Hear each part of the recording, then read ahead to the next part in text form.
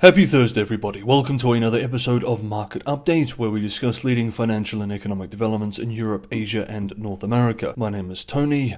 Let's jump in. And today we begin in Asia, and for Asia today we will go deep into the south of the Asia Pacific, where the small Anglophone nation of New Zealand received very bad news today. New Zealand's economy shrank far more than economists expected in the second quarter, intensifying speculation that the Reserve Bank of New Zealand may need to deliver deeper interest rate cuts to arrest the slowdown.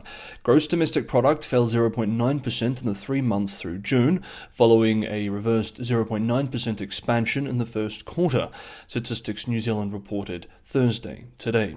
Economists had anticipated only a 0.3% decline, making the contraction 3 times worse than thought. On an annual basis, output dropped 0.6% compared with forecasts of flat growth. GDP per capita fell 1.1% from the prior quarter, underscoring the depth of the contraction and just how painful it has been for households. As an aside, I recently returned from spending a month in New Zealand, and I can say, anecdotally, that most folks are indeed feeling the pain, especially in the cost of living. The market reaction was swift. The New Zealand dollar slid, while yields on 2-year government notes tumbled as traders priced in more aggressive easing.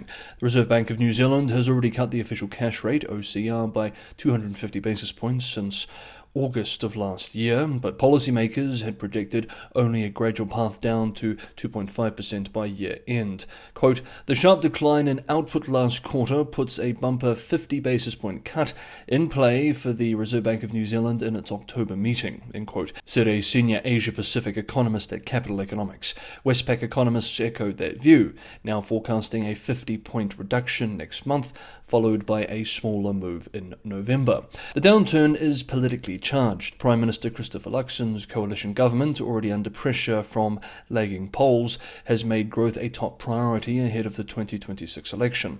The finance minister blamed global turmoil, particularly uncertainty from US tariffs, for the economy being, quote, "knocked off course," end quote.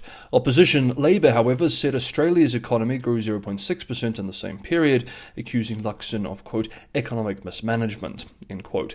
While New Zealand has been in a recession for about a year now, one bright spot is that the government, which has already low debt levels, is projected to return to a fiscal surplus by 2027. This is a very rare state of affairs, with many developed economies from the UK to France suffering from fiscal crises, where they are simply unable to reduce their deficits and deal with growing public debt. Today's report highlighted weakness across key sectors. Manufacturing output fell 3.5%, construction dropped to 1.8%, and exports and investment declined.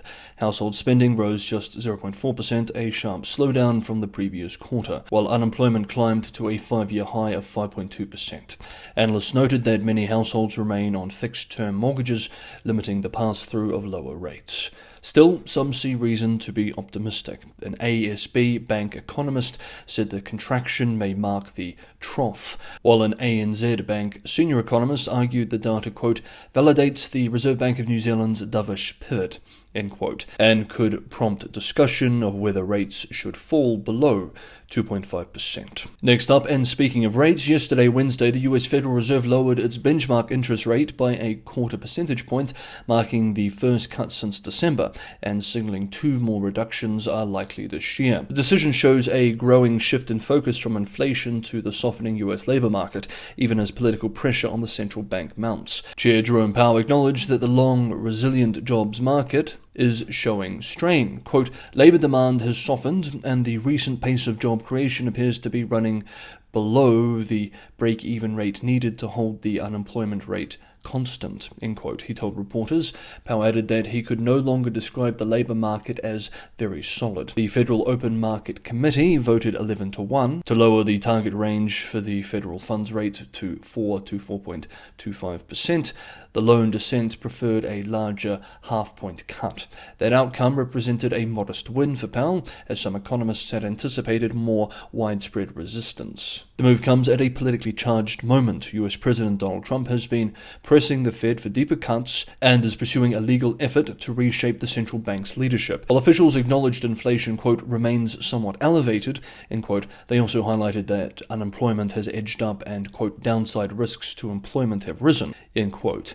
Powell described the cut as a risk management measure rather than the start of an aggressive easing cycle. Markets once again reacted swiftly. The US dollar reversed earlier losses as Powell spoke, while Treasury yields rose, with the 5-year yield climbing 6 basis points to 3.65%. Investors also absorbed fresh economic projections, which now include 2 additional quarter-point cuts this year, 1 more than projected in June, as well as smaller moves stretching into 2026 and 2027. The decision followed Powell's late August speech at Jackson Hole, where he hinted that shifting risks could justify easing policy. Since then, data has shown job growth slowing and unemployment climbing to 4.3%, its highest in nearly 4 years. Inflation, meanwhile, has accelerated modestly as companies pass tariffs through to consumers. For now, Powell emphasized the caution, stressing that future actions would depend on economic data, quote, meeting by meeting. End quote.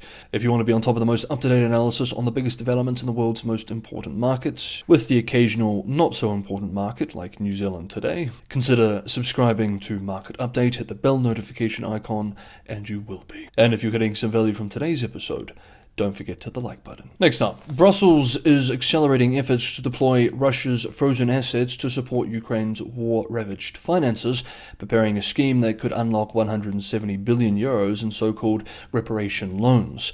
The plan, long sought by Kiev, would mark a significant shift in European policy, but risks provoking fierce retaliation from Moscow.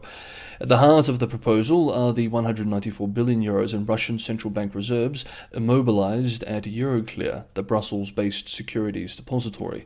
Roughly 170 billion euros of these assets have matured and now sit as cash balances. Under one scenario, officials say the cash would be used to purchase zero-interest EU bonds, with the proceeds then dispersed to Ukraine in stages. A second option involves a special-purpose vehicle that could broaden participation to non-EU partners. European Commission President Ursula von der Leyen endorsed the plan last week, describing it as a way to deliver immediate relief rather than waiting for Moscow to accept legal responsibility. Repayment would only be required if Russia agreed to compensate Ukraine for damages. Quote, the risk will have to be carried collectively, end quote, von der Leyen acknowledged, pointing to Belgium's concerns over potential litigation. The proposal reflects growing urgency as peace talks remain remote. Russia has doubled down on its Maximist war aims. A US note circulated among G7 capitals urged allies to consider tapping the principle of frozen Russian sovereign assets, not just the profits already pledged to back a 50 billion loan last year. Still, resistance persists inside Europe. Belgium, Germany, and France worry that seizing or deploying the underlying principle could breach international law and undermine confidence in the euro as a reserve currency. EU finance ministers meeting in Denmark this week are expected to debate how to overcome these legal and political hurdles. Ukraine's financial needs are stark. Kiev is counting on $50 billion in budgetary support next year, even before military aid. German Chancellor Friedrich Merz has warmed to the Commission's initiative, with his advisor calling the debate itself useful because it, quote, creates insecurity on the Russian side, end quote. Key details remain unsettled, including how to ensure the sanctions underpinning the frozen assets remain intact for the duration of any long-term loans. Meanwhile, a Kremlin spokesperson warned on Monday that any such move, quote, will not go unanswered, end quote. Brussels can see the obvious, however. Without bold action, Ukraine's finances will strain under the weight of war. And Europe, along with the US, of course, is forced to carry the burden. Okay, that is today's episode of Market Update. Thank you so much, everybody, for watching. Have a good Thursday, and I will see you for this week's final episode tomorrow.